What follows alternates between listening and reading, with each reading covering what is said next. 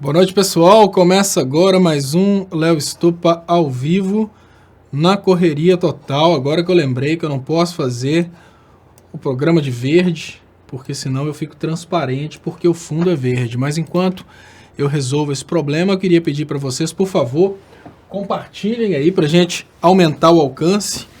Isso eu estava hoje, nesse momento, analisando aqui na internet quais seriam as alternativas. Eu me sinto muito boicotado pelo sistema YouTube, infelizmente, por causa das notificações, por causa da tendência também de não deixar o teu clube dos canais. Eu estava olhando aqui quais seriam as alternativas ao YouTube, até para ter uma condição talvez de alcançar com menor boicote.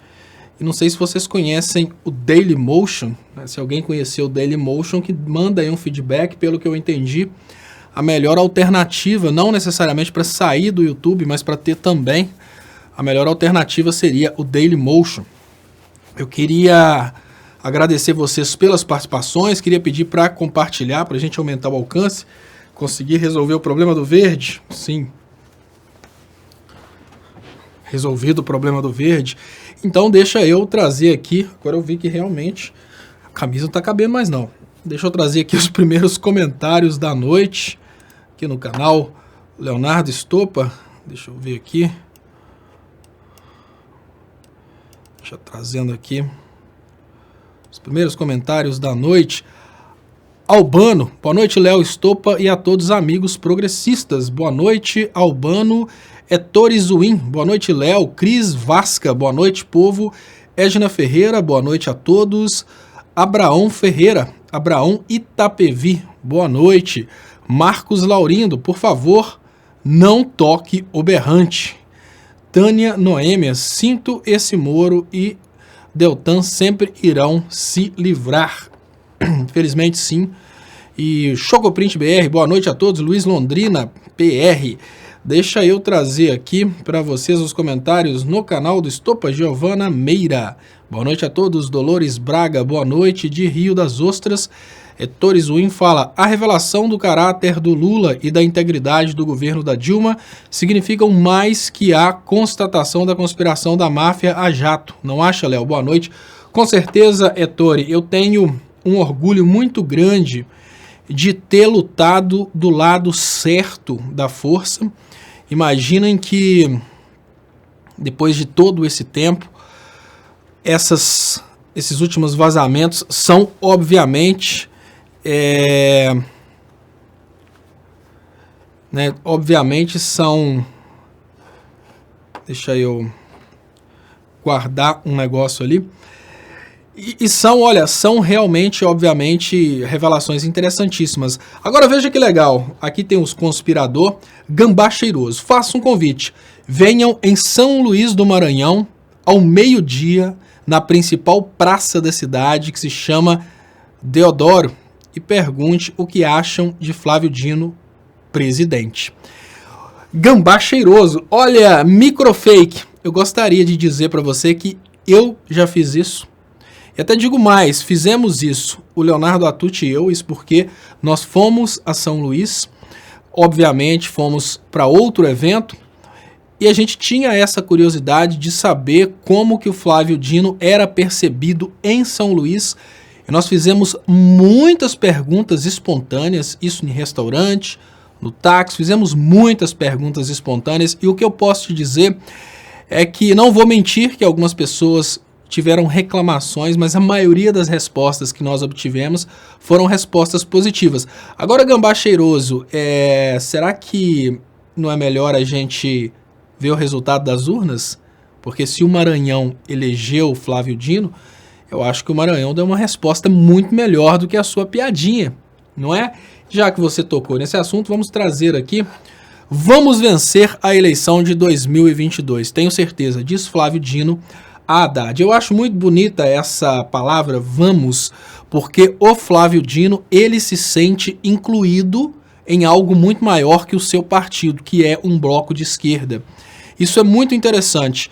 Hoje nós temos esse posicionamento do Flávio Dino e do Haddad, usando a palavra vamos, no momento muito interessante, porque por outro lado, alguns grupos começam a tentar puxar a orelha do PT porque o PT não está disposto a apoiar o Ciro Gomes. E agora nem adianta. Se o Ciro Gomes realmente quisesse tentar um apoio do PT que funcionasse, porque não adianta, o Lula não é necessariamente dono dos eleitores, o Lula cativou os eleitores, que é uma coisa bem diferente. Não adianta o Ciro e o Intercept pensarem que se agora convencerem o Lula a apoiar o Ciro Gomes, o povo vai sair simplesmente votando no Ciro. O Ciro não conseguiu guardar o orgulho ferido, ele projetou palavras negativas sobre o Lula e a grande realidade é que o Ciro não vai conseguir, ainda que tenha apoio do PT, ele não vai conseguir os votos dos eleitores que gostam do ex-presidente Lula. Isso porque, infelizmente, por mais que o Ciro tenha boas intenções para a política brasileira, infelizmente, o Ciro, ele falou mal do Lula e isso conta muito mais do que as suas intenções, porque política é assim. Política é a percepção que os outros têm. Agora falando sobre um pouco mais sobre o Ciro, né, aqui normalmente as pessoas falam que eu sou cirista porque eu admiro a capacidade política do Ciro, obviamente capacidade de conhecimento técnico, conhecimento econômico, mas eu não vou falar com vocês que o Ciro está errado. Todas as vezes que eu falo a respeito do Ciro, o que eu costumo dizer é, olha, muitos políticos brasileiros estão se adaptando a uma realidade do povo brasileiro. E o que eu percebo é que nasce no Brasil, nesse momento, uma esquerda em processo de tabatização. Eu vou falar mais sobre isso, deixa eu só pedir vocês, por favor, compartilhem aí para aumentar o alcance. E quem puder ajudar meu trabalho, vocês podem ajudar também através das contas bancárias que estão anunciadas aí nas descrições desse vídeo, né? Então, estou só abrindo aqui agora as páginas para ver como está a audiência, né? Agradecendo, obviamente, vocês pelas participações. Deixa eu pausar aqui para não dar barulho, que ele já vai abrir a página tocando, claro. E eu queria lembrar a vocês que hoje, por causa da correria, hoje aconteceu um acidente aqui na obra, nós estouramos alguns canos d'água e eu fiquei até agora praticamente religando os canos d'água. Minha mão está toda suja de cola aqui por causa disso, que não sai imediatamente. Então por isso que eu atrasei um pouco. Mas essa obra vai acabar. A obra não é eterna, ela vai acabar, já estamos na reta final. Olha, pessoal, eu queria falar com vocês a opinião que eu tenho a respeito do Ciro, mas deixa eu trazer para vocês a notícia em questão que está aqui no site do The Intercept Brasil. Deixa eu ver se eu acho ela aqui. Tá aqui, ó. Essa eu quero comentar com vocês. O primeiro ponto que eu tenho a respeito dessa notícia é que, olha, se isso é uma coisa que faz sentido ou não, é uma questão da percepção de cada um. Tem pessoas que acreditam realmente que está na hora do PT entender que o tempo do PT acabou e é hora de apoiar um outro partido. Eu, particularmente, eu sou uma pessoa que acredita nos números, e quando a gente procura os números, o que a gente consegue perceber é que o PT continua sendo o maior partido do Brasil, né? Não tem dúvidas disso. Mas o que acontece é que o Intercept, ele faz parte, ao meu ver, não estou falando mal do Intercept, né? Porque todas as críticas que eu faço ao Intercept, tem aqueles caras que escrevem coisa do tipo, olha, o amor acabou, né? O casamento acabou. Não, não tem casamento, não tem amor. Eu faço as críticas da forma como eu entendo as críticas. Eu acho que todos os grupos são políticos. Então, todos os grupos têm seus interesses políticos. Agora, não necessariamente que o PT tenha que ser o partido a eleger o próximo presidente. Eu não estou querendo dizer isso, eu estou fazendo uma análise política. Ao meu ver, dos políticos que estão, nesse momento, disponíveis, porque, infelizmente, por nossa culpa, de um povo totalmente acovardado, que tem o STF totalmente acovardado, o Lula está preso. Então, das pessoas que estão disponíveis hoje, se eu tivesse que falar, olha, quem eu colocaria na presidência imediatamente, eu diria o Flávio Dino, Então, o que significa que eu não sou necessariamente, eu sou do grupo de esquerda sim, mas eu não sou necessariamente aquele camarada que acha que tem que ser o PT acima de tudo. Não, apesar de eu entender que o PT é o maior partido de esquerda do Brasil. Pronto, só isso significa que o PT não tem que apoiar outro partido. O PT não é obrigado a apoiar outro partido, porque o PT tem o maior número de eleitores. Pronto, simples assim. Agora, o que eu penso? Né? Isso significa que eu estou falando que o PT é acima de tudo? Não. Não.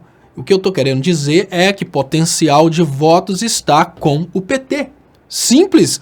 Potencial de votos quem tem é o partido que tem a maioria dos eleitores. E quem tem a maioria dos eleitores na esquerda é o PT. Pronto, acabou. Ah, mas fulano seria tão melhor? Bom, sua opinião, não é a opinião da maioria dos brasileiros, né? O pessoal que pensa que o Ciro seria melhor,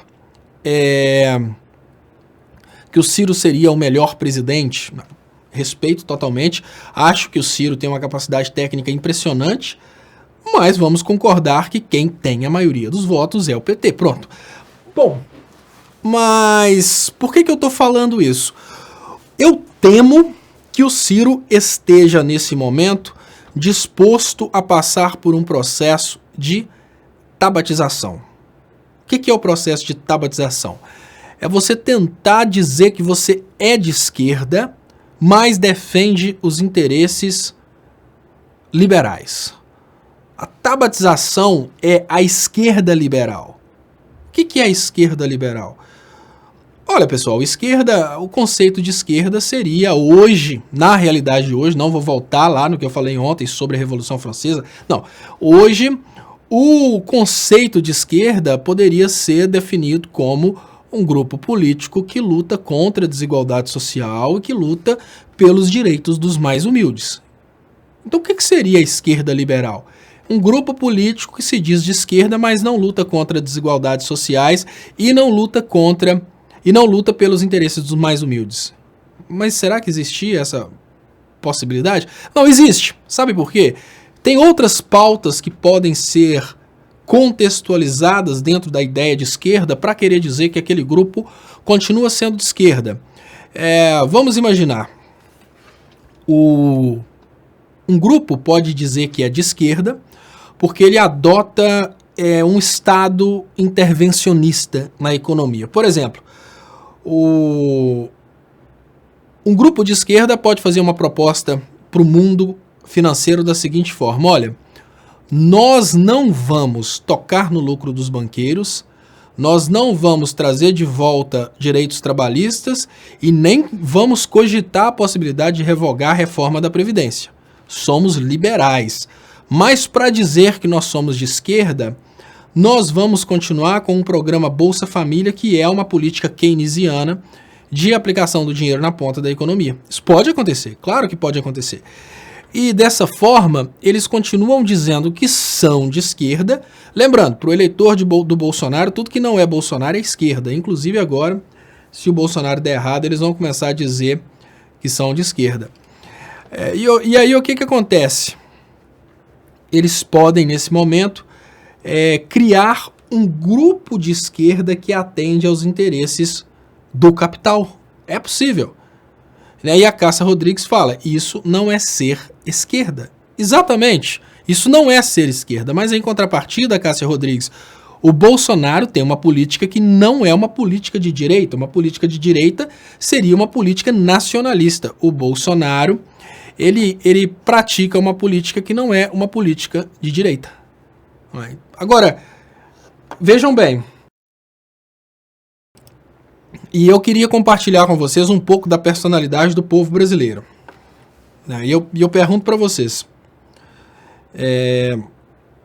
será que um país desse, que com pessoas assim merecem realmente, será que um país desse merece realmente a prosperidade? Veja bem, Tony Conceição, o Frei Chico vai rezar por umas missas na cadeia em Curitiba muito em breve. O Tony Conceição tem o prazer de ver um frei preso por causa de ter um parentesco com o ex-presidente Lula. Exatamente. Olha, hoje a Lava Jato começa a articular uma forma de pressionar ainda mais o ex-presidente Lula. Uma das pessoas que está fazendo uma campanha muito forte pela liberdade do Lula é o Frei Chico, e nesse momento eles começam a perseguir o Frei Chico. Então o que eles fizeram? Eles buscaram pagamentos que o Frei Chico recebeu na Odebrecht, pagamentos, inclusive, antes do Lula ser presidente, pagamentos de um salário. É mais ou menos, imagina o lugar que você trabalhou, se de uma hora para outra as pessoas falassem com você da seguinte maneira: olha, você vai ser preso porque você recebeu dinheiro dessa empresa. Mas eu trabalhei lá. Não, nós vamos provar que você não trabalhou lá. Mas aí eu falo com vocês, tudo bem, até aí a gente entende, porque o pessoal da Lava Jato, eles querem de todas as formas destruir a reputação do Lula, é uma briga política. A Lava Jato como um partido político de um lado, o Lula como um ex-presidente, líder de um partido político do outro, isso é natural. Mas o que o Tony Conceição tem a ver com isso? Por que o Tony Conceição está comemorando a prisão de uma pessoa, de um ser humano, por questões políticas? Isso é o Brasil que nós temos hoje. Muito obrigado, Carlos Delson Santiago. Lembrando, vocês podem ajudar meu trabalho também através das contas bancárias que estão anunciadas aí nas descrições desse vídeo. Léo, como você já morou na Inglaterra, comente a saída do euro. Não seria um tiro no pé? Mostra um desencontro e balbúrdia política na terra da rainha. Carlos Delson Santiago. Então, Carlos Delson, olha, o Brexit é a saída da Inglaterra, né, do Reino Unido, do mercado comum e do trânsito livre de pessoas. Trata-se de uma estratégia que foi utilizada dentro do Reino Unido, muito semelhante a essa estratégia que está sendo utilizada no Brasil hoje. Eu não diria que é uma estratégia de recolonização, porque a Inglaterra não vai entrar nessa onda como colônia, mas é uma estratégia de reposicionamento geopolítico. O Reino Unido estava integrado com a Europa. Então chega essa campanha que é financiada, uma campanha que foi financiada pelos mesmos banqueiros que financiaram o golpe no Brasil, e essa campanha trabalhou com a mesma estratégia, despertando medo das pessoas. Então, logo após o Brexit, fizeram perguntas para as pessoas por que votaram no Brexit. Algumas falaram que é para parar de ter africano na Inglaterra, para parar de ter muçulmano, ou seja, coisa que não tem absolutamente nada a ver com a Europa propriamente dita. Mas a região do Reino Unido já não utilizava a moeda comum, que é o euro. A única coisa, olha, a Inglaterra e os outros países do Reino Unido, eles desfrutavam da Europa. Eu posso dizer que alguns países foram triturados pela União Europeia, como é o caso, por exemplo, da Grécia. A própria Itália perdeu demais com a União Europeia, mas o Reino Unido, ele entrou na União Europeia só para ganhar, porque nem a moeda comum ele adotou, ou seja, é uma estupidez muito grande das pessoas do Reino Unido terem votado pelo Brexit por racismo. A forma que eu consigo explicar para você, Carlos Delson Santiago, é que dentro do Reino Unido nós tivemos uma campanha muito semelhante à campanha que o Hitler usou para poder convencer os alemães que eles eram superiores aos judeus e para convencer os alemães a expulsarem os judeus da Alemanha. No Reino Unido foi a mesma coisa. É como se a campanha era a ideia de que os ingleses eram melhores e que os povos bárbaros da Europa estavam indo para a Inglaterra e para o resto do Reino Unido para utilizarem o sistema de saúde para receberem benefícios. Qual foi o resultado? O povo do Reino Unido ficou extremamente racista. Eles ficaram, digamos que o povo do Reino Unido, os mais conservadores, eles têm uma característica muito semelhante ao alemão antes da Segunda Guerra Mundial, ao alemão que apoiou o Hitler. E qual que é o resultado disso? O resultado é que todo cidadão do Reino Unido perde acesso ao resto da Europa, se o Brexit realmente acontecer. Todo comerciante do Reino Unido perde acesso ao mercado comum europeu e eles tornam-se escravos de uma ponte de comércio que vai se estabelecer entre Reino Unido e Estados Unidos. Ou seja, o Reino Unido perde um vizinho, o Reino Unido perde um amigo natural, que é o resto da Europa, e estabelece uma nova relação com um país que está separado por um oceano. Eu acho que foi uma estupidez de grande monta, e foi uma estupidez tão grande que eles não estão com coragem de deixar isso acontecer. Eles estão, de todas as formas, tentando um novo plebiscito, mas a coisa é muito complexa, porque imagine o seguinte: se chamam um novo plebiscito, eles podem dizer na Inglaterra e no resto do Reino Unido que a vontade popular soberana do povo não foi aceita.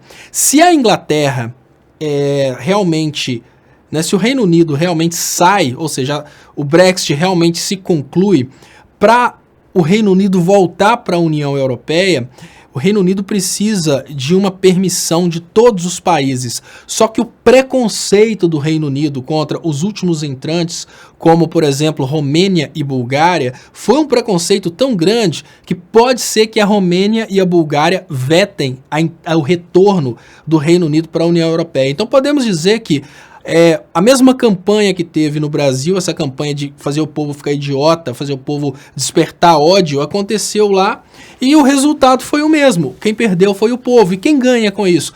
Alguns banqueiros que agora vão faturar com essa nova ponte geopolítica, essa nova interligação entre Inglaterra e Estados Unidos. E podemos dizer que, olha, o que a Inglaterra perdeu até hoje com essa brincadeira, ela não perderia para o resto da sua história financiando um ou outro tratamento no sistema público de saúde inglês, ou então pagando um ou outro benefício para europeus que vão para a Inglaterra, recebem benefício durante um pequeno período de tempo, depois tornam-se trabalhadores, produtores dentro do solo do Reino Unido. Então, para mim, o que eu tenho para dizer para você, Carlos Delson Santiago, é que sem dúvidas, a maior estupidez europeia desse século, o Brexit, sem dúvidas. Mas enfim, são opiniões diversas. Tem pessoas, inclusive brasileiros, que deram entrevista na época falando que tem que fazer isso mesmo. Afinal de contas, eles tinham que acabar com essa possibilidade das pessoas entrarem lá, né? Brasileiros falando, não, se eu tive que fazer várias coisas para conseguir ter visto aqui, por que um europeu pode chegar aqui, um italiano, então um português pode vir direto? Não quero isso não, ou seja, é uma estupidez muito grande, né? Ou seja, o ser humano mostrando o extremo de sua... o extremo máximo de seu egoísmo. Sil Lopes, e os 2,5 bilhões do Dallagnol ladrão, Tony Conceição? Sil Lopes, não, o negócio de Tony Conceição, que eu acho uma coisa muito covarde, é o cara querer, né? Tá aqui o Davi, R7 Diverte, como não tem um nome, a gente não consegue falar, mas assim, a gente não consegue entender por que eles são essas pessoas que querem o mal dos outros, né? Ainda ontem, né, se vocês procuram a live de ontem, vocês vão ver eu vendo a foto do Bolsonaro e do filho do Bolsonaro, triste do lado do Bolsonaro no hospital. Eu falei, eu não desejo a morte desse cara, eu não desejo o mal desse cara de forma alguma, porque eu perdi o meu pai. Olha, são personalidades diferentes, né, pessoal? É lógico. Se nós tivéssemos no mundo apenas pessoas com a personalidade de ter amor ao próximo, a gente não teria todos os problemas que a gente tem hoje. Mas é uma quantidade muito grande. A melhor forma de definir a personalidade de pessoas como Tony Conceição e Davi, R7 Diverte, é anticristo. Essas pessoas com a personalidade anticristo, como Tony Conceição e o Davi R7, eles desfrutam da desgraça do próximo, né? Não, aquela coisa de amar ao próximo como si mesmo, né? Eles não conseguem ter esse tipo de postura, e nem um pouquinho, né? Amar o próximo como um pouquinho de mim, amar o próximo como minha unha. Eles não conseguem, porque o Brasil, ele desenvolveu uma personalidade anticristo muito grande. E, obviamente... Essas pessoas com essa personalidade anticristo, eles desfrutam da desgraça alheia. E o que eu posso fazer, né? A gente tenta, né, a gente tenta explicar para as pessoas que amor é melhor que o ódio, mas a gente não consegue, né? Fazer o quê? Deixa eu trazer aqui. Bom, isso aqui é uma coisa que o Bolsonaro já tinha dito, mas é importante a gente trazer de volta, né? Porque nesse momento a família Bolsonaro já começa uma articulação para fechar o Congresso e, obviamente, emparelhar aí, aparelhar ou até mesmo emparelhar o STF e as outras instituições? Segundo Carlos Bolsonaro, por vias democráticas o Brasil não vai mudar. Quando ele fala que por vias democráticas o Brasil não vai mudar, obviamente ele está querendo dizer que o Congresso Nacional tem sido um obstáculo para os seus interesses, e para mudar o Brasil ele precisa acabar com o Congresso Nacional. Eu não sinto falta nenhuma do Congresso Nacional, porque o Congresso hoje ele está um Congresso de maioria bolsonariana. Então a única oposição que o Bolsonaro tem no Congresso é a oposição conectada ao financeiro, ou seja, desde que o Bolsonaro esteja disposto a comprar os deputados, ele sempre vai conseguir o que quer. Então, já que o Bolsonaro vai conseguir tudo que quer com o nosso dinheiro, de qualquer forma, que feche o Congresso para lá, assim, as tábatas, né, os tábatas e as tábatas vão perder a boquinha e acaba de uma vez, porque se eles não conseguem fazer o trabalho democrático de oposição, se eles estão lá fazendo oposição até o dinheiro sair para comprar o voto deles, para mim não faz diferença nenhuma se eles simplesmente pararem de receber essa boquinha, porque o voto já é do Bolsonaro, desde que o Bolsonaro esteja disposto a pagar. E um corpo saudável, que ontem teve depressão e não conseguiu participar da live, ontem quando saíram as gravações que mostravam que durante todo o tempo o que o Lula queria, na verdade, era dar governabilidade, melhorar a estabilidade do governo, e que estava relutante, não querendo assumir o cargo de ministro da Casa Civil.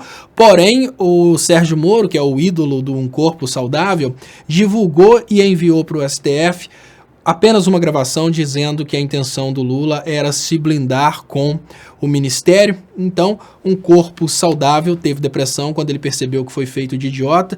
Ele bateu a cara na parede e falou: sim, eu fui massa de manobra. E ele precisou, obviamente, se regenerar dessa situação de ter sido massa de manobra. Mas hoje ele volta extremamente nervoso depois de ter tomado sei lá o que, Durateston, Testex, e fala: eu acho que bandido tem mais é que se...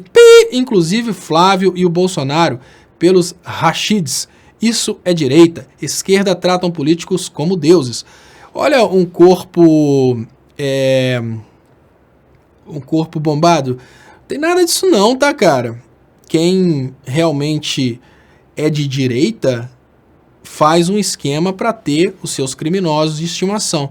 Porque, bom, eu imagino que se você fosse realmente de direita, você nem estaria assistindo essa live. Normalmente as pessoas de direita estão lá vendo como é que foi o investimento que eles têm no banco tal, e assim, pobre de direita não dá, né? Um corpo saudável. Então eu não te considero de direita, eu te considero poodle da direita, que é bem diferente de ser de direita. Mas enfim, né? Deixa eu liberar aqui. Carluxo é o Tony Conceição. Vocês já pararam para imaginar o Carluxo sanguinário participando dessas lives aqui, xingando? Lógico, o Carluxo não vai ter tempo para isso, né? O cara tá lá nas altas articulações, mas o Samuel Oliveira, Aécio é de direita. Aécio é o liberal que a direita quer, exatamente. E ele é de direita porque ele é de família nobre. Então quem que é de direita no Brasil? É Aécio, Fernando Henrique, RDB Palpites. Léo, você acha que vai acontecer... Léo, o que você acha que vai acontecer quando Lula sair da prisão injusta? Que ele se encontra uma grande festa, uma grande revolta ou as duas coisas? Olha, o que eu penso que vai acontecer, RDB Palpites, é o seguinte: Bolsonaro, Moro e as igrejas evangélicas provavelmente devem estar articulando para fazer uma super confusão. Por isso que eu acho que o STF tem medo de deixar o Lula ir para casa. E o Tony Conceição, o Ciro vai dar uma rasteira da hora no PT. Isso não é rasteira não, Tony Conceição, isso é política, né? Bom, deixa...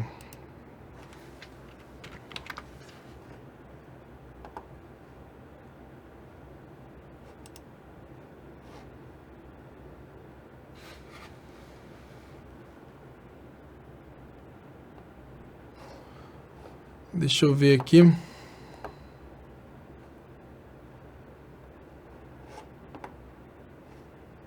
Aí um corpo saudável fala que o Ciro é um paspalho.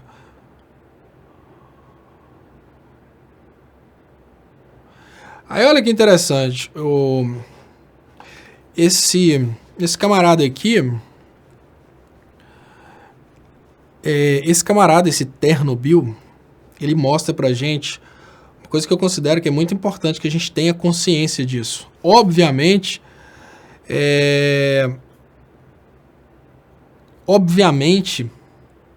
o que está acontecendo nesse momento é o que o Ternobil traz pra gente. Veja bem, as conversas que o Sérgio Moro escolheu, elas são uma sequência de conversas. Nessa sequência de conversas, a Dilma se esforça para convencer o Lula a entrar como ministro da Casa Civil. A Dilma percebeu que a governabilidade estava ficando cada vez mais complexa, que eles estavam articulando o golpe. E aí a Dilma pede o Lula para ser o ministro da Casa Civil. Durante os áudios é possível perceber que o Lula não queria. O Lula estava se esforçando para não ser ministro da Casa Civil. Então o Moro pega e escolhe um pedaço do áudio que é somente a parte em que o Lula concorda e que, obviamente, a Dilma fala que vai mandar o rapaz para o Lula assinar, etc e tal. Aí olha que interessante, a única parte que esse Ternobil conhece é só a parte que foi divulgada pelo Sérgio Moro, o que significa que não adianta a gente fazer um trabalho, de divulgação se existe um grande esquema de blindagem da verdade. A verdade não chega nessas pessoas. Isso é uma coisa muito perigosa mesmo. Aí tá aqui os áudios da Dilma mandando o Bessias com o papel colocando o Lula na Casa Civil, absolutamente normal. O cara foi presidente da República por 8 anos, ele não queria estar na política e chegou um momento que era necessário que ele estivesse na política. E aí criaram a ideia de que ele queria se blindar com com o foro privilegiado. E aí o Gilmar Mendes, que foi a pessoa que decidiu naquela época, sobre esse assunto, após o vazamento, que diz o Gilmar, obviamente o Gilmar viu o vazamento, o Gilmar não frequenta essas igrejas que o Ternobil frequenta. Então, Gilmar justifica a decisão que impediu a nomeação de Lula. Informações disponíveis indicavam viés de fraude. Ou seja, o Sérgio Moro escondeu as informações do STF para conseguir, através dessa manipulação, evitar que o Lula chegasse à Casa Civil. A gente sabe que o Gilmar Mendes, naquela época, ele estava sanguinário pelo impeachment da Dilma. E aí, nessa circunstância, o que acontece? A gente tem aí um golpe de Estado que causou um dos maiores prejuízos da nossa história. Qual que é o problema que eu falo com vocês hoje? Ainda não há uma percepção por parte dos alienados, dos fanáticos, do que aconteceu na verdade. Ou seja, a parte manipulada chegou a todos os fanáticos. A verdade não chegou aos fanáticos. Então, o que adianta o Glenn fazer o trabalho da Vaza Jato se a gente não tem uma estrutura para levar o que está acontecendo na Vaza Jato para pessoas fanáticas? Isso é muito perigoso, porque a Vaza Jato fica entre a gente. Nós já sabíamos que tinha sido tudo manipulado, a gente não tinha dúvidas disso. O Aleph, o que a gente esperava era uma oportunidade para mostrar para aqueles que não acreditam. Ficar compartilhando os achados da Vaza Jato somente conosco não adianta, a gente já sabia o que estava acontecendo. O que a gente precisa nesse momento é usar os vazamentos para levar essas informações para quem não teve acesso a essas informações. Isso é muito importante, mas fazer o quê, né? Nós precisamos concordar aí que a coisa não está muito boa, não. O Aleph, Léo, fala sobre a cirurgia de hérnia que durou 5 horas e que foi feita por oncologistas. Será que os bolsominions são burros mesmo ou são uns canalhas, igual a família Bozo? O Aleph, então... O que falar sobre a cirurgia de hérnia que durou 5 horas, né? O Bolsonaro, deixa eu ver se eu acho esse vídeo, porque esse vídeo, sempre que a gente fala nesse assunto, ele é interessante. Vídeo Bolsonaro, igreja, hérnia. Deixa eu ver se eu coloco o vídeo Bolsonaro, igreja, hérnia, porque tem um vídeo do Bolsonaro, e esse vídeo é muito interessante, porque mostra o Bolsonaro tentando na igreja uma salvação para essa hérnia, né? Bom. Mas enfim, agora tá mais difícil encontrar.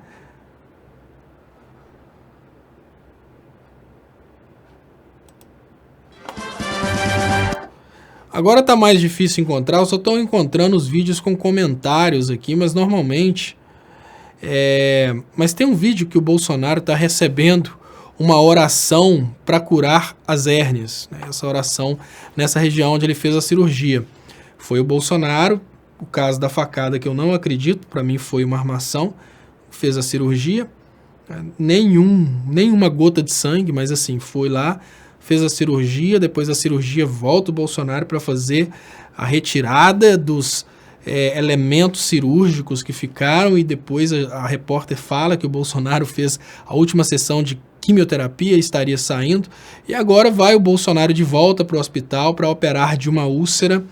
E quem acompanha o Bolsonaro desde o início disso, depois daquela tentativa de cirurgia espiritual na igreja que deu errado, quem tem acompanhado o Bolsonaro tem sido oncologistas, que são especialistas em câncer.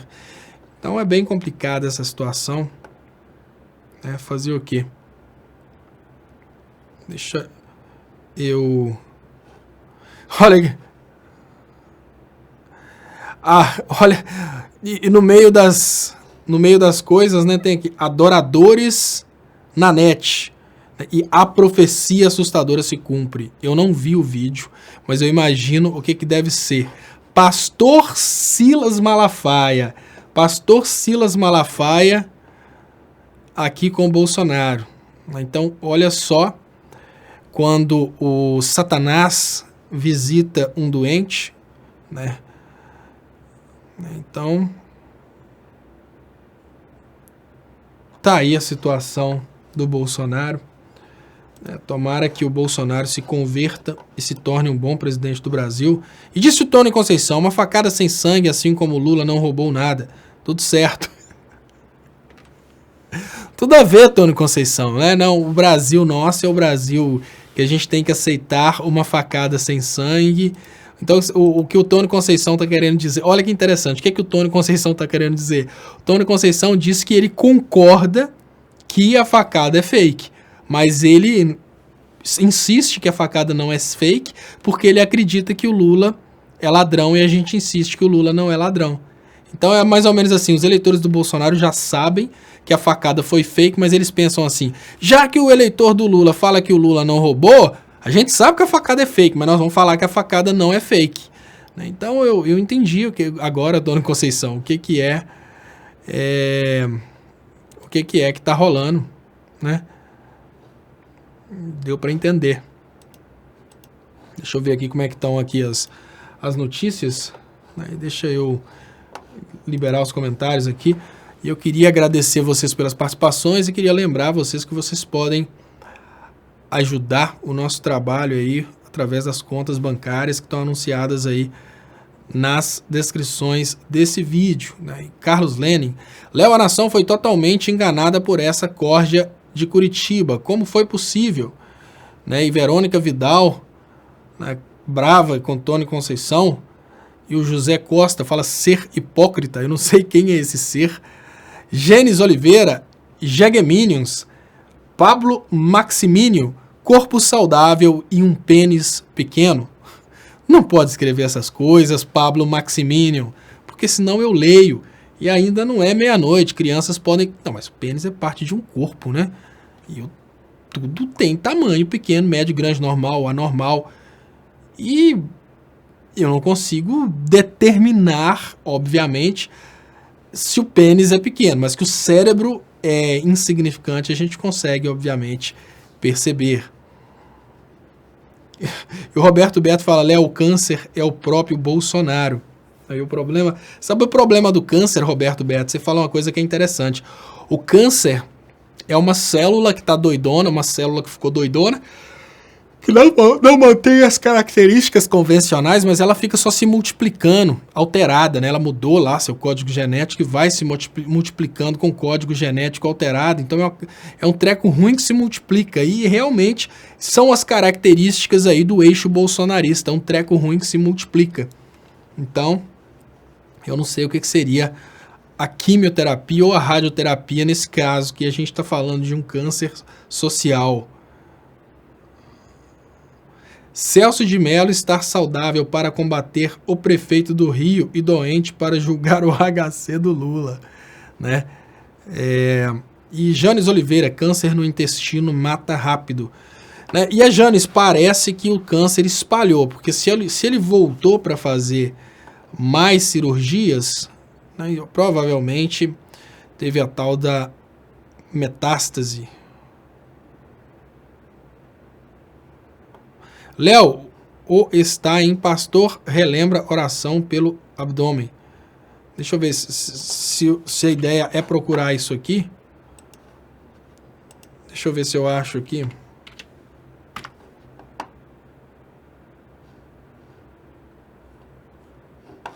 Não era para procurar, não. Pablo Maximínio. Eu pensei que você não ia ler, Léo.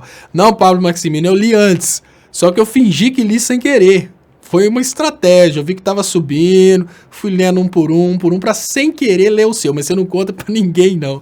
Eu queria ler aquilo mesmo lá pra poder zoar o corpo bombado, porque normalmente o cara vai usando bomba, usa muita bomba, né? Vai só crescendo as outras partes do corpo, mas o cara usa bomba porque ele tem um complexo aí de partes íntimas que são pequenas às vezes. Lógico, isso é brincadeira, até porque essa questão do tamanho aí, né, tamanho dizem que não é documento e tal, e não vou entrar nesse detalhe não, mas falam coisas semelhantes a respeito da família do Bolsonaro, mas eu não sei também se é zoeira.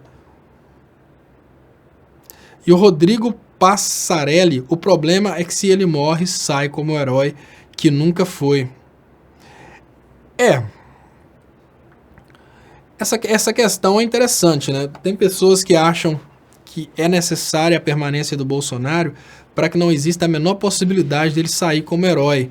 Porque tem muitas pessoas que querem ver o Bolsonaro aniquilado na história. Eu acho importante, porque imaginem se o Hitler tivesse sido deposto, o Hitler conquistou várias...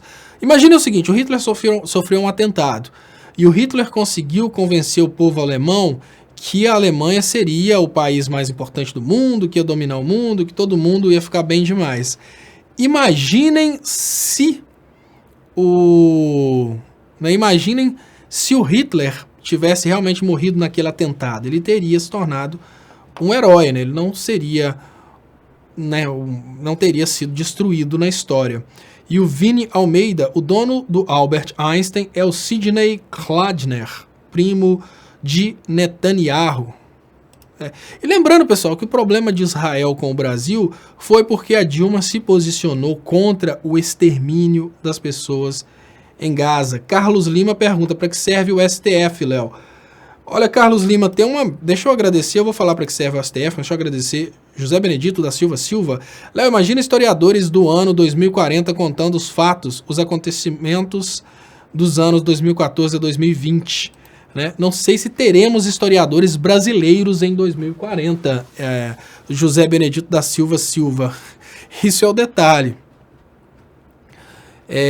Olha só, pessoal. Deixa eu trazer aqui. Para que serve o STF? Isso é uma pergunta interessante, Carlos Lima. Veja bem. Na sociedade, normalmente, a sociedade ela é construída sob o argumento da democracia.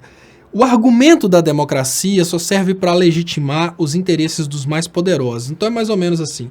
Por que a gente aceita a lei? Por que a gente aceita simplesmente ser submisso ao Estado?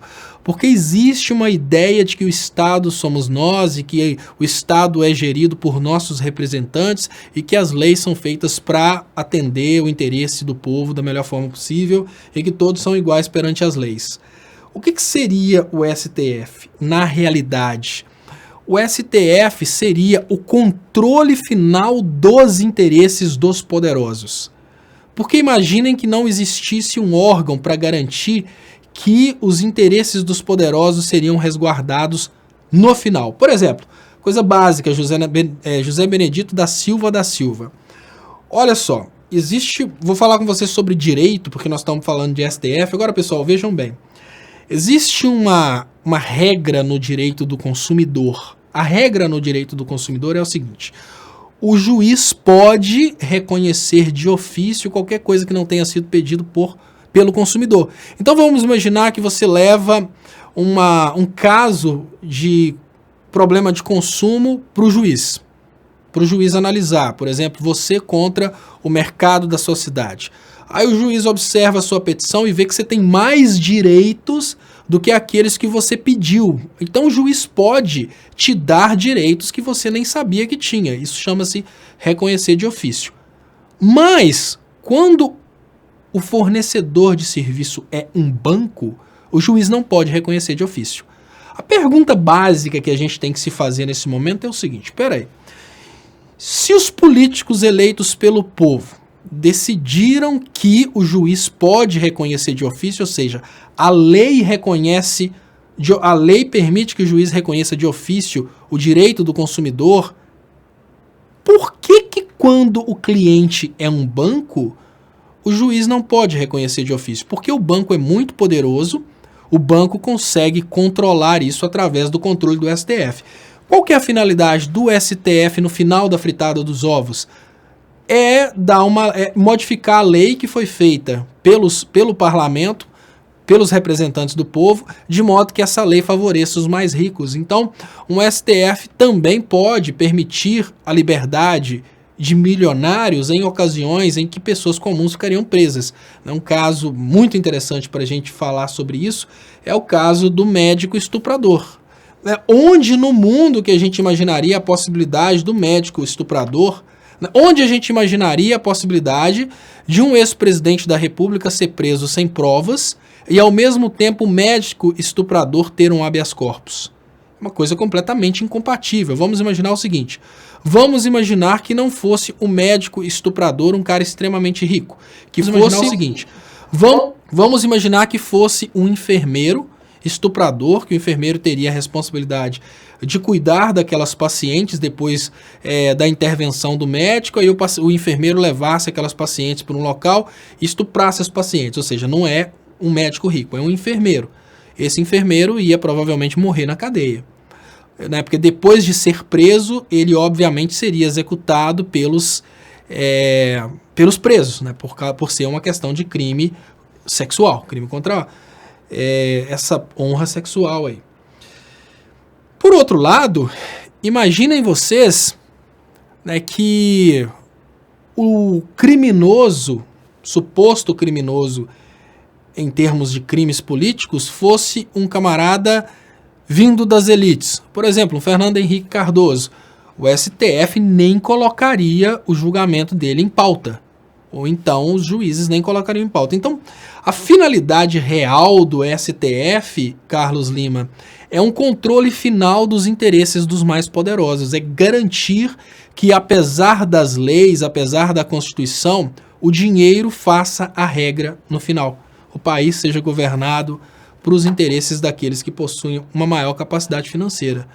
Isso é a realidade da coisa. Porque quando a gente fica tentando, não, o STF tem, no final das contas, o controle final sobre os assuntos relacionados à Constituição. Isso é a parte lúdica, a parte bonita, a parte escrita, a parte que todos gostariam que fosse verdade. Não, o STF é composto por ministros que são seres humanos, que no final das contas estão ali, né, resolvendo seus problemas. E o Eu Odeio 3 está ao vivo? Sim, está ao vivo. Eu Odeio 3. Esse programa acaba normalmente às 12 horas, ou seja, meia-noite. Às vezes passa um pouquinho.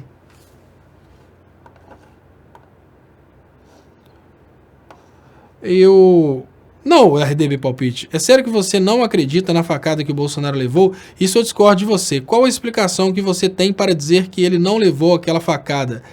Essa eu quero saber. Explica aí. Então, RDB Palpites, olha, isso é, obviamente,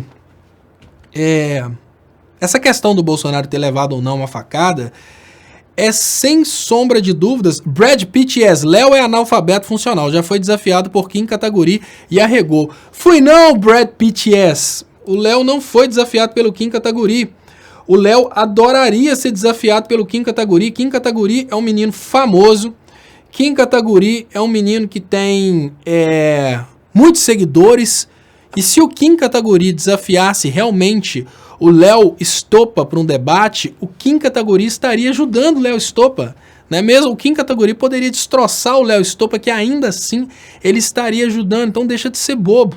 O Léo Stoppa nunca foi desafiado por Kim Kataguiri, né? E se você tiver condições de trazer aí o desafio, porque talvez até tenha sido desafiado e não vi, porque eu não me lembro disso. Sempre quis ter a oportunidade, tá em aberto, se Kim Kataguiri, qualquer um desses garotos liberais, obviamente, né, desses liberais aí que tem uma certa exposição, porque eu sou esperto, sou bobo não, Brad Pitt.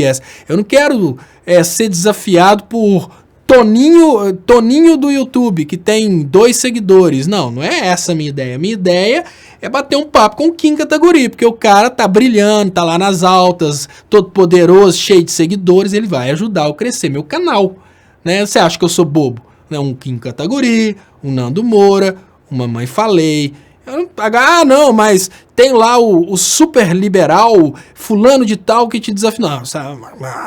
Cá pra nós, Brad Pitt. Eu não sou bobão não, né? Se é para desafiar, que seja um desafiador de alto nível, para me ajudar também, para me promover. Agora, ficar fazendo debatinho, já fiz, né? Fiz um debate com o Félix Rodrigues. Aí, debate com o Félix Rodrigues, no final das contas, no final do debate, o treco já tava me dando sono de desespero já, e aí, enfim. Então, Brad Pitt fala com o Kim Kataguiri para dar essa oportunidade pro Léo Stoppa, pro Kim Kataguiri destroçar o Léo Stoppa num debate. Nando Moura também, fala com o Nando Moura para destroçar o Léo Stoppa num debate, porque aí, obviamente, depois eu vou dar até um abraço nele, falou, pô, aí, ô liberal do mal, você acaba de me ajudar aí já me falaram até que desafia o Bolsonaro para um debate, o cara com milhões de seguidores ia querer desafiar o Leonardo Stoppa para um debate? Não é fácil assim não, menino. Fala lá com eles para desafiarem pro debate que eu quero. Claro, você acha que eu sou bobo? É claro que eu quero. O Ratinho desafiou o Leonardo pro debate. É claro que eu quero. Não, o Luciano Huck desafiou o Leonardo pro debate. Claro que eu quero. Os caras são conhecidos, vão ajudar a divulgar meu trabalho. Mas não é tão fácil assim, eles nunca desafiaram. Você entendeu, Brad Pitt? O Bolsonaro desafiou o Leonardo. É claro que eu quero, mas nunca ninguém me desafiou para debate. É só criança que aparece. Eu te desafio para um debate, né? O cara de 14 anos de idade que estudou alguns vídeos da escola austríaca que fala, vou te refutar. É alguém conhecido mesmo, eu nunca vi me desafiar para debate, não. Mas então, voltando aqui no RDB Palpites, olha só RDB Palpites. Veja bem. O que acontece, RDB Palpites, é que, primeiro, eu faço uma análise baseada em eventos históricos, todos eles conectados ao mesmo grupo que levou o Bolsonaro ao poder, o grupo de banqueiros, o grupo de políticos, a estrutura que levou o Bolsonaro ao poder. Ao redor do mundo são dezenas de casos semelhantes. Atentado contra um líder político que levanta uma revolução e etc e tal, sempre é assim. E aí a gente começa a avaliar os eventos, Bolsonaro recebendo uma oração na igreja, já que você está perguntando isso, talvez você não tenha visto, né? Bolsonaro recebe oração no estômago. Talvez você não tenha visto isso, mas o Bolsonaro, ele recebeu uma oração no estômago. Eu ainda não... Deixa eu colocar para você aqui que isso é muito importante para as pessoas que ainda não entenderam o que está acontecendo, não entenderam por que eu tenho essa opinião. Então vamos lá, rodar. Ó. 4 meses antes da facada, veja bem. Perceba que eu ainda não orei. Perceba que eu ainda não orei. Eu só estou ajudando a ministrar aqui. Por que eu não orei? Para não dizer que sou eu que faço milagre. Eu nunca aprendi a fazer milagre, nem quero aprender. Se eu soubesse curar alguém, eu ia colocar a mão nos meus olhos e arrancar doença. Mas outra, 51, a prova que eu não sei fazer milagre, eu estou cego até hoje. Então não sou eu que faço. Mas outra, 52, já que não sou eu que faço, Uma criança orando pela outra e a criança acaba de vomitar a doença. Calma pessoal, vai chegar na parte, é porque eu achei outro vídeo aqui agora. Que eu não sei fazer milagre, tô cego até hoje, então já que não sou eu que faço, mas tá lá o Bolsonaro recebendo milagre. Eu desapareço, Jesus aparece na minha frente, dá um show de milagres esta noite. Coloca a mão no estômago deles, coloca a mão no estômago delas, perceba que eu ainda não orei, perceba. Vou voltar. Coloca a mão no estômago deles, coloca a mão no estômago delas, perceba que eu ainda não orei. Vocês estão entendendo? Olha, o Bolsonaro, eu só estou ajudando a ministrar aqui.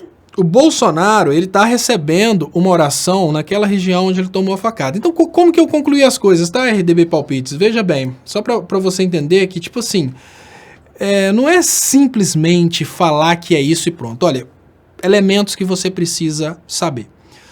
Todo o tratamento do Bolsonaro, desde da suposta facada até hoje, tem sido realizados por oncologistas. Alguns meses antes, o Bolsonaro sentia alguma coisa naquela região, senão ele não estaria recebendo essa oração. A opinião que eu tenho, RDB Palpites, é que o Bolsonaro, o que teria acontecido? O Bolsonaro sentiu alguma coisa nessa região, fez o exame, percebeu que é um tumor e deixou para retirar esse tumor durante a campanha política. Não divulgou que é câncer e deixou para tirar esse tumor durante a campanha política e criou o evento da facada. Se você assistiu o documentário da facada, que obviamente a parte dos áudios é uma parte que a gente precisa ouvir com um certo critério, que pode ter sido colocado depois. Mas uma coisa é fato, o agressor do Bolsonaro está entre os seguranças do Bolsonaro o tempo todo. O agressor do Bolsonaro, se os áudios são corretos, os seguranças do Bolsonaro gritam e falam: Adélio, agora não, agora não.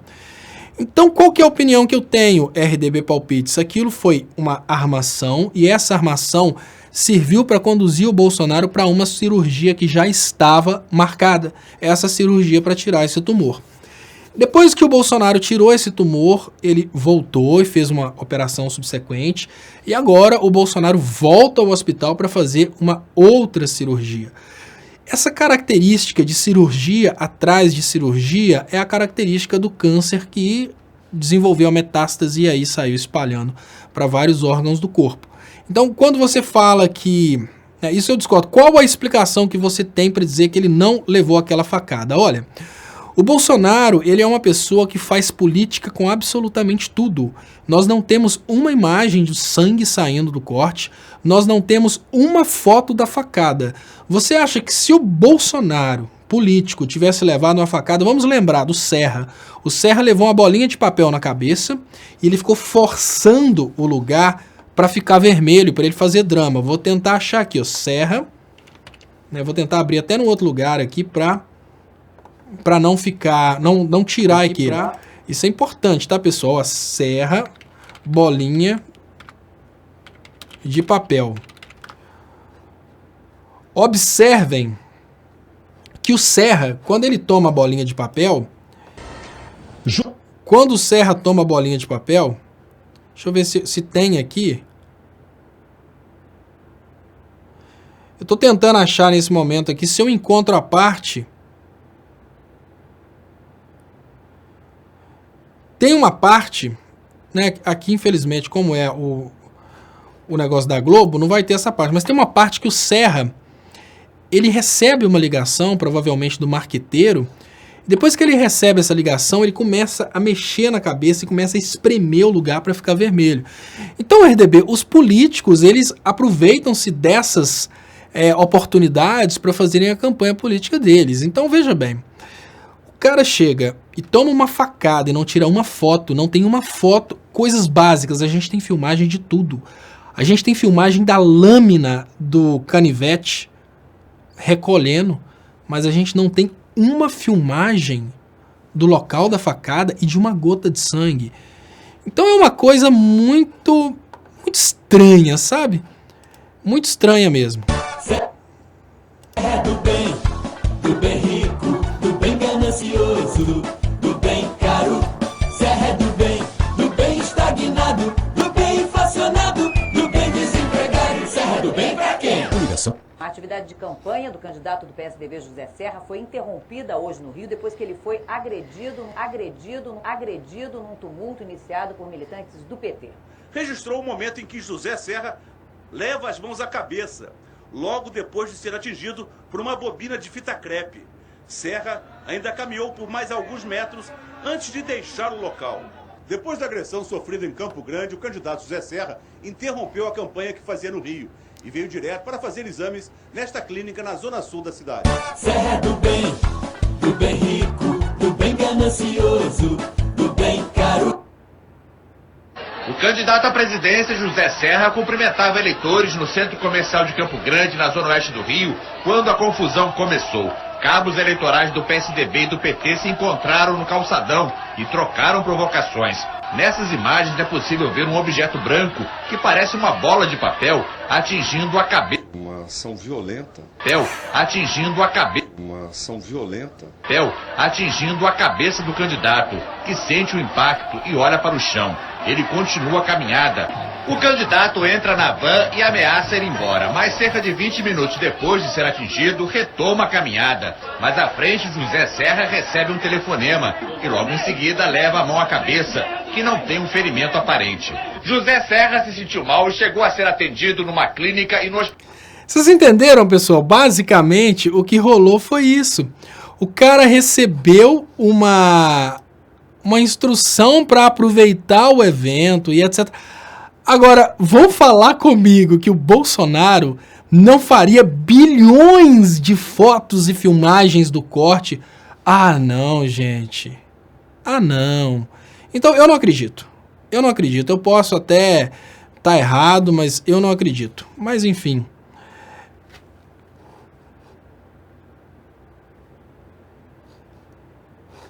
Bom, e aqui o Ternobil fala que a faca não era um canivete. Bom, existe uma diferença muito grande, Ternobil, da faca que foi apresentada como sendo a faca do crime e a faca que apareceu no documentário.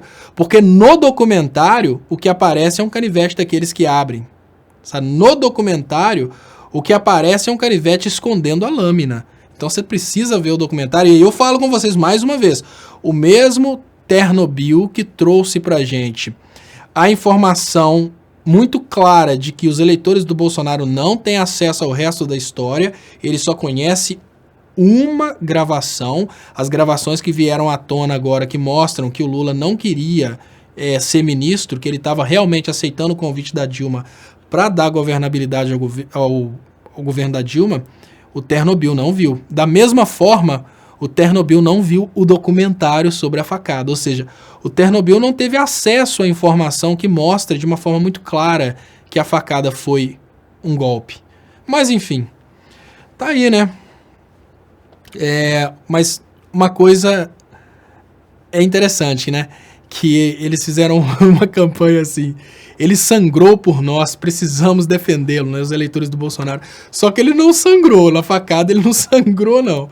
Mas enfim, fazer o quê? Deixa eu ver aqui, comentário do Sabendo Direito.